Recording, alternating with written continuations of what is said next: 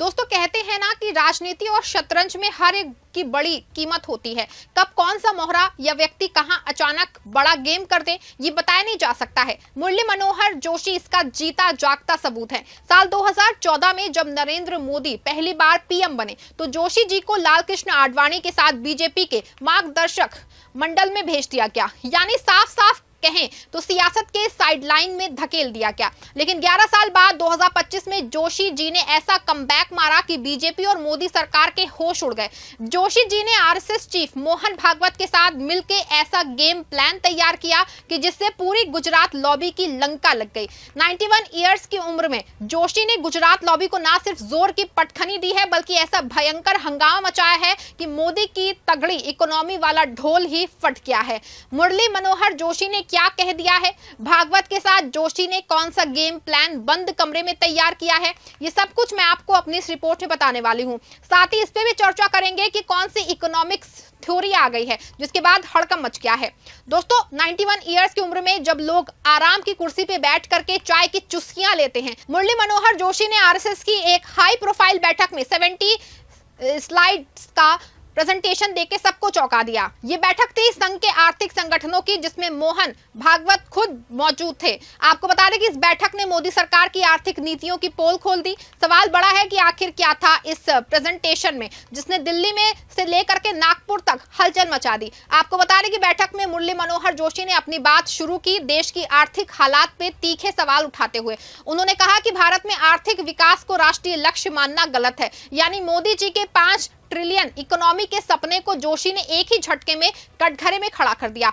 जोशी जी ने वामपंथी अर्थशास्त्री अमर्त्य सेन का हवाला देते हुए कहा कि भारत में आर्थिक विषमता खतरनाक स्तर पे पहुंच चुकी है। दिल्ली की झुग्गियों में 1/3 बच्चे नशे और शराब के शिकार हैं। उच्च शिक्षा में नामांकन दर सिर्फ 32.7% है, जबकि जापान में 64.6% है और पोलैंड में 75.3% है। और सबसे बड़ा तमाचा, जोशी जी ने कहा कि भारत की 43.5% आबादी अब भी कृषि पे निर्भर है, जबकि जापान में यह आंकड़ा सिर्फ 3% है। सवाल यह है कि क्या यही मोदी जी के विकसित भारत का सपना है? जोशी जी ने कृषि और स्वदेशी उद्योगों पे फोकस करने की बात कही। उन्होंने तंज कसते हुए कहा कि विदेशी निवेश और कॉर्पोरेट्स को बुलाने में हमने अपनी जड़ें ही कमजोर कर ली। स्वदेशी और विदेशी निवेश यानी साफ शब्दों में जोशी जी ने मोदी सरकार की नीतियों को भारत विरोधी करार दिया। अब तो ये वही बात हो गई ना कि जब घर का बुजुर्ग बोल पड़ता है तो सारी सियासत हिल जाती है। दोस्तों इस प्रेजेंटेशन की सबसे बड़ी बात यह थी कि इसे संघ प्रमुख मोहन भागवत का पूरा समर्थन मिला।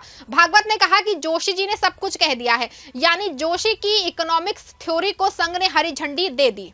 अब ये साफ है कि संघ को भी मोदी सरकार की आर्थिक नीतियां रास नहीं आ रही हैं। इस बैठक में संघ के आर्थिक संगठनों के 80 प्रतिनिधि मौजूद थे और ये कोई साधारण मीटिंग नहीं थी। दोस्तों ये थी एक बंद कमरे की सियासी सर्जरी जिसमें जोशी जी ने मोदी सरकार की आर्थिक नीतियों की धज्जियां उड़ा दी। नौकरियां घटी, कारोबार ठप, ट्रम्प टैरिफ का डर। खबर है कि अमेरिका के नए टैरिफ और वैश्विक मंदी के बीच भारत का कारोबार ठप होने की कगार पे है। और मोदी जी के मेक इन इंडिया का क्या हुआ?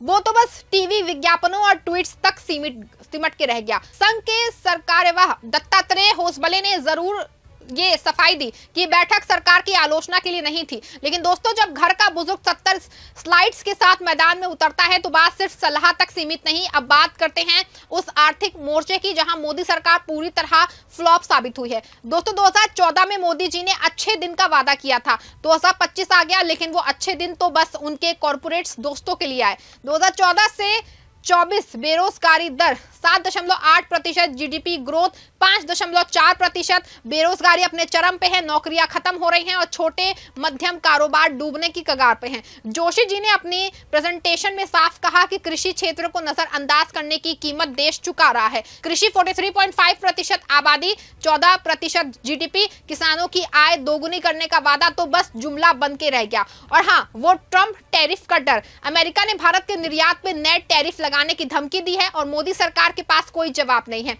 जोशी जी ने स्वदेशी की बात उठा के मोदी सरकार की विदेशी निवेश वाली नीतियों पे तगड़ा प्रहार किया। 2014 से 24 में 600 बिलियन लेकिन नौकरियां, उन्होंने कहा कि विदेशी कंपनियां भारत में मुनाफा कमा रही हैं लेकिन हमारी जड़ें कमजोर हो रही हैं। यानी मोदी जी की आत्मनिर्भर भारत की बातें बस भाषणों में अच्छी लगती हैं, हकीकत में तो देश कॉर्पोरेट्स का गुलाम बनता जा रहा है। आपको बता दें कि मुरली मनोहर जोशी कोई साधारण नेता नहीं है। 10 साल की उम्र में वो आरएसएस से जुड़े और उसके बाद 1944 आरएसएस स्वयंसेवक के रूप में कार्य शुरू कर दिया। इलाहाबाद यूनिवर्सिटी में फिजिक्स के प्रोफेसर रहे और हिंदी में शोध पत्र लिखने वाले पहले शोधार्थी बने। 1980 में जब बीजेपी बनी तो जोशी ने जो है उसमें अहम भूमिका निभाई। 1991 से 93 तक वो पार्टी के राष्ट्रीय अध्यक्ष रहे। 1991 से 93 बीजेपी अध्यक्ष। राम मंदिर आंदोलन में उनकी जोशीली सभाओं ने लाखों कार सेवकों को अयोध्या तक खींचा और उसके बाद अटल सरकार में मानव संसाधन विकास मंत्री के तौर पे उन्होंने शिक्षा में कई बड़े बदलाव किए। सर्व शिक्षा अभियान, संस्कृत शिक्षा। लेकिन 2014 के बाद जब मोदी शाह की जोड़ी ने बीजेपी पे कब्जा किया, जोशी जी को साइडलाइन कर दिया गया। लेकिन अब 2025 में जोशी जी ने दिखा दिया है कि वो अभी भी वही पुराने शेर हैं जो एक झटके में सियासत का खेल बदल सकता है। दोस्तों, जोशी जी के इस प्रेजेंटेशन के बाद सवाल ये उठ रहा है कि क्या संघ अब मोदी सरकार के लिए नया विकल्प तलाश रहा है। खबर है कि संघ को लगता है कि मोदी सरकार आर्थिक मोर्चे पे पूरी तरह फेल हो गई है। आर्थिक मंदी, बेरोजगारी और इसके साथ ही दोस्तों असमानता, बिहार, बंगाल और असम जैसे राज्यों में 2025 से 26 में होने वाले चुनावों में बीजेपी को बड़ा झटका ला सकता है। और मोदी जी वो तो अभी भी विदेशी दौरे और मन की बात में व्यस्त हैं, लेकिन देश की जनता पूछ रही है नौकरियां कब आएंगी, महंगाई कब रुकेगी। जोशी जी की इकोनॉमिक्स थ्योरी ने संघ को एक नया रास्ता दिखाया है। स्वदेशी कृषि और छोटे उद्योगों पे फोकस। क्या संघ अब बीजेपी को नई दिशा देने की तैयारी में है? दोस्तों, आपको बता दें कि मुरली मनोहर जोशी ने 11 साल बाद जो धमाका किया उसने साबित कर दिया है कि सियासत में कोई रिटायर नहीं होता है। उत्साह भरा लहजा 91 साल की उम्र में 70 स्लाइड्स के साथ जो है उन्होंने मोदी सरकार की आर्थिक नीतियों को नंगा कर दिया। तंज भरा लहजा और संघ का समर्थन पाके जोशी जी ने दिखा दिया है कि वो अभी भी सियासत के शतरंज में वो प्यांदा है जो खेल पलट सकता है। क्या ये जोशी जी का आखिरी दाव है या फिर सियासत में और बड़ा तूफान आने वाला है? आप क्या सोचते हैं कमेंट में जरूर बताइए और सब्सक्राइब करें हमारे चैनल को और वीडियो को लाइक और शेयर भी करें।